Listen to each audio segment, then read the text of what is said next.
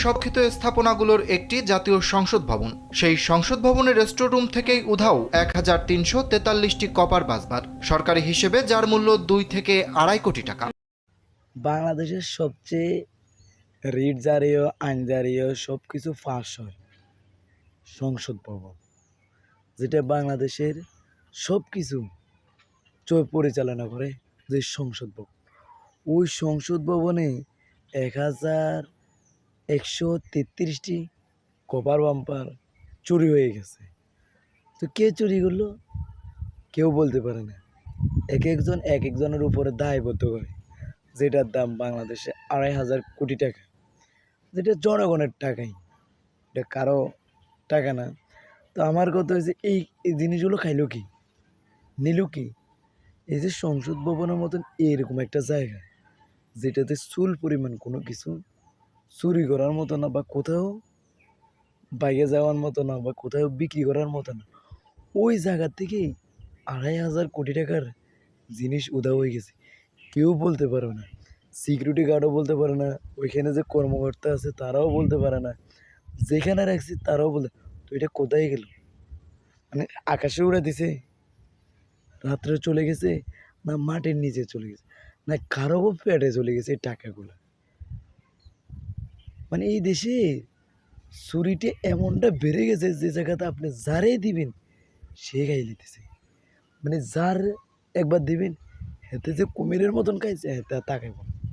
তো আমার কথা যে কভার বাম্পারগুলো, তো এগুলো দেশের একটা তো সম্পদ, এগুলো তো দেশের একটা যে নজিরবিহীন ঘটনা, এগুলো তো দেশের একটা সম্পদ, এটা জনগণের সম্পদ।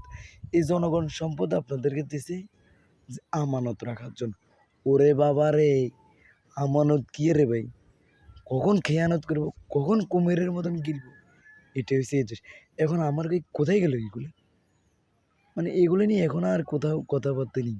মানে ঈদ আসছে, ঈদ চলে গেছে, এটা নিয়ে এই নিউজটা এখন দামাচাপা পড়ে গেছে। এখন হঠাৎ করে আমি ঢুকেছি যে কালবেলা নিউজে, এই যে সংসদ ভবনের মতন এলাকাতে যে 1333টি কাভার ভ্যান, যেটার মূল্য বাংলাদেশে 2.5 কোটি টাকা, এই পণ্যগুলো ওধা হয়ে গেছে।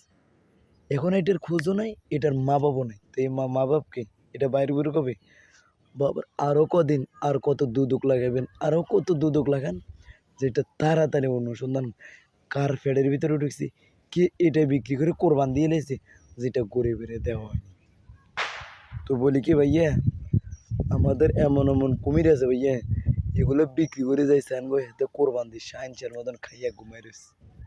এটা ওই দেশ তোর ভাই, এটা আপনি এদিকে ওইদিকে তাকাইবেন, আপনি নিজেই নাই হয়ে দেবেন।